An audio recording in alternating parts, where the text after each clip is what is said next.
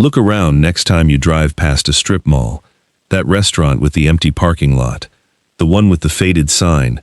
The now hiring poster that's been there for 2 years. The drive-through lane nobody's sitting in anymore. That's not just one struggling location.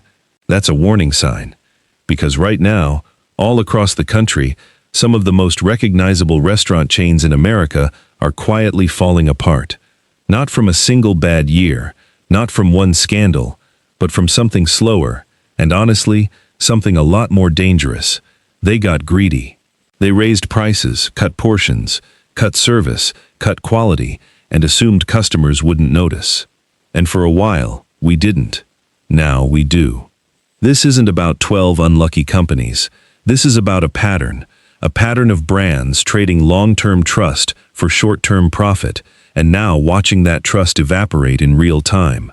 Rising costs, shrinking menus, disappearing customer loyalty, all of it points to the same uncomfortable truth. People are done paying more for less. So today, we're counting down 12 restaurant chains that pushed their luck too far. Some are already gone from entire states. Some are limping through bankruptcy. Some are still open, but barely recognizable to the people who used to love them. And by the end of this list, you'll start to see it everywhere. This isn't the death of a few restaurants. It's the death of an entire business model, built on assuming loyalty was permanent. Let's start the countdown. Number 12, Red Lobster. Endless Shrimp Night used to feel like a national holiday for seafood lovers, something families actually saved up for and looked forward to all year. It was where people celebrated birthdays, graduations, first paychecks.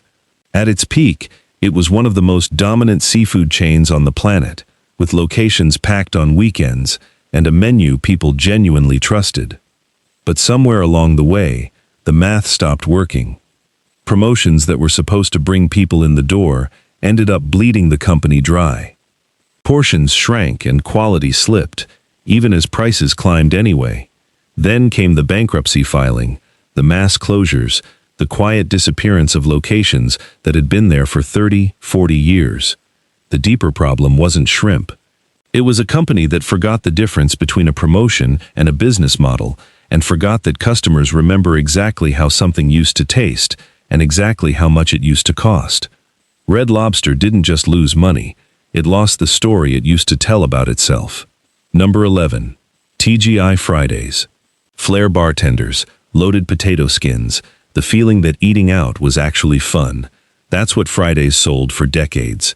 And for a while, people bought it by the millions. It expanded aggressively, became a fixture in malls and airports, and built its whole identity around good times and comfort food. But somewhere in the last decade, that identity got muddy. The menu became inconsistent. Locations felt tired, outdated, stuck in a generation nobody wanted to revisit. Meanwhile, prices kept rising, while the experience kept shrinking. Closures piled up quietly, one strip mall at a time, until entire regions simply didn't have a Fridays anymore. It's bigger than worn-out carpet and dated decor.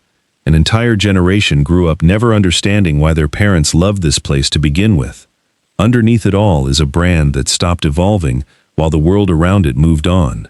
And now it's paying rent on nostalgia it never bothered to update. Number 10. Applebee's. Neighborhood bar and grill. Familiar, affordable, always there. That's exactly what Applebee's promised, and for a long time, it delivered, becoming one of the most recognizable names in casual dining and expanding into towns where it was often the only sit-down option for miles. But familiarity slowly curdled into forgettable. Menu prices climbed steadily, while portion sizes and ingredient quality quietly slipped in the other direction. Locations began closing in clusters, especially in smaller markets where the math no longer worked. Strip away the surface story, and Applebee's built its whole brand on being reliably fine, and in a world where customers can now compare, review, and choose in seconds, fine simply isn't enough anymore. Reliability without improvement isn't loyalty. It's just inertia, and inertia runs out. Number 9. Buffalo Wild Wings. Sports on every screen, wings on every table, a rowdy communal energy that felt impossible to replicate. That was the whole draw. And on game days, it was packed wall to wall. But wing prices are volatile, and instead of absorbing the swings, the chain repeatedly passed them straight to customers, sometimes shrinking portions in the same breath. Meanwhile, the sports bar experience it built its name on got copied everywhere. Grocery stores, gas stations, even fast food chains started selling wings. What used to feel exclusive started to feel replaceable. This isn't only a wing problem. The thing that made this chain special, being the only place for the experience, stopped being true, and nobody at the top seemed to notice until traffic had already walked out the door. Number 8. Denny's. Always open, always affordable, always there at 2 in the morning when nothing else was. That was the entire promise Denny's built its name on, and it earned decades of loyalty from truckers, night shift workers, college students, and families on long road trips. But rising costs led to reduced hours at many locations, breaking the one promise the brand was actually built on. Prices climbed on a menu that used to be a symbol of affordability.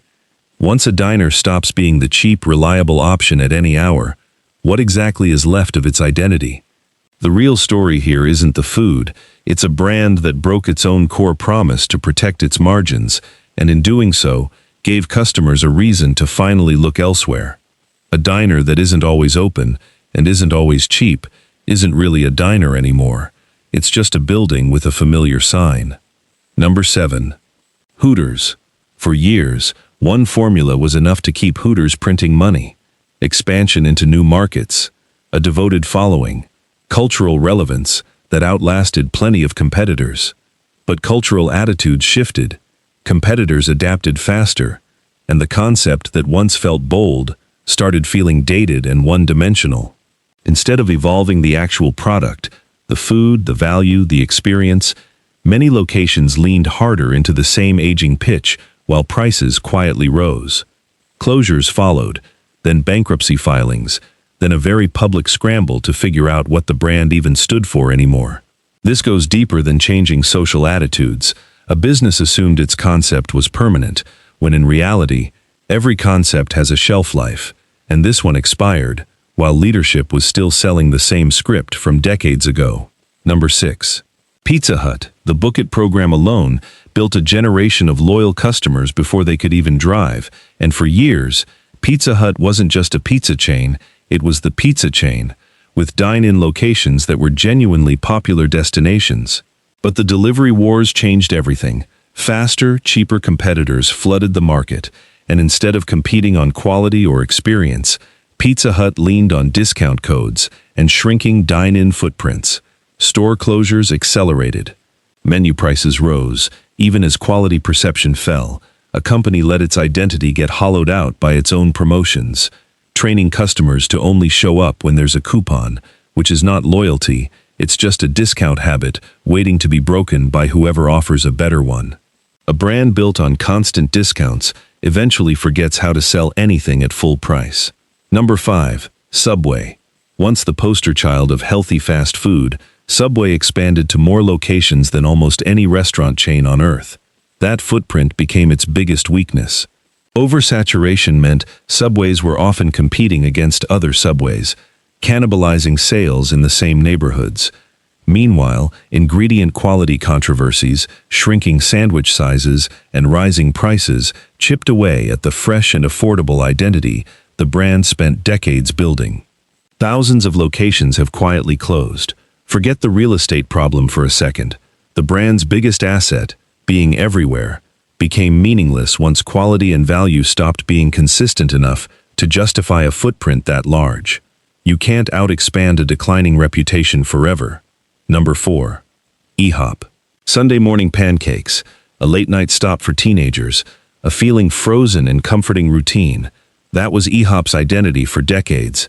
But rising prices on a menu built around cheap breakfast staples created a strange contradiction, paying premium prices for what's supposed to be simple, affordable comfort food.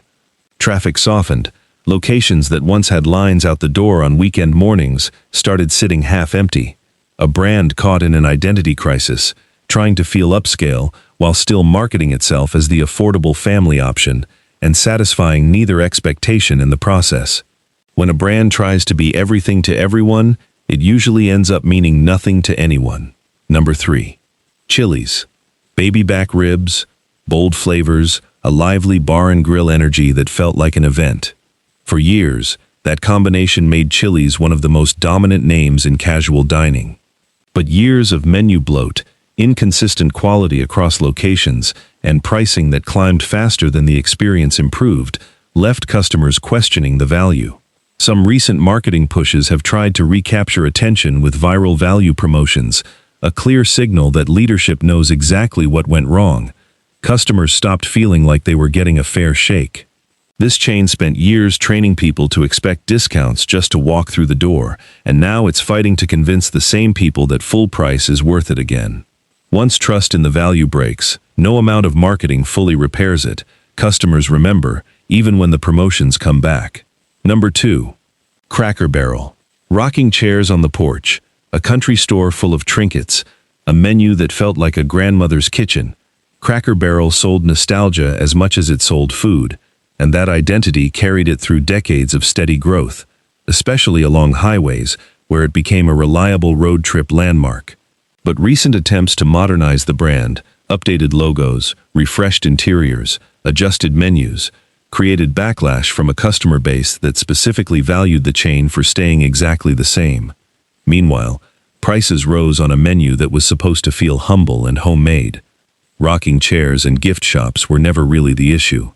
A brand got caught between two impossible goals, trying to attract new, younger customers while keeping the older, loyal base who came precisely because nothing ever changed. You cannot modernize nostalgia without breaking the thing that made it valuable in the first place. Number 1. Wendy's.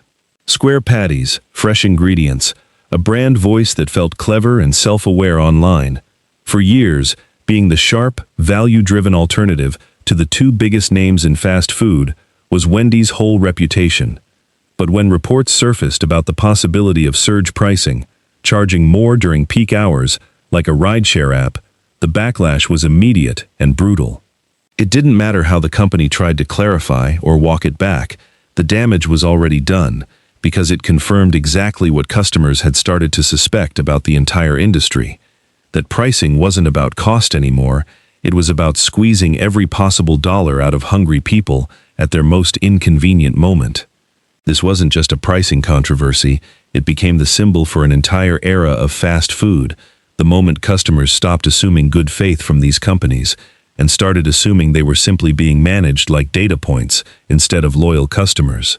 12 different chains, 12 different menus, but one identical story underneath all of it. Companies that assumed loyalty was permanent, that customers wouldn't notice shrinking portions or rising prices, that nostalgia alone could carry a brand forever. It can't. Not anymore. Because the truth is, customers aren't walking away because they stopped loving these places. They're walking away because these places stopped earning that love. Value, trust, consistency, these things used to be assumed, now they have to be proven, every single visit, or people simply go somewhere else. There are 100 other options one tap away, and zero patience left for feeling shortchanged. So the real question isn't which restaurant closes next, it's which industry finally learns the lesson before it's too late. Because if 12 household names can fall this far, this fast, nothing is safe.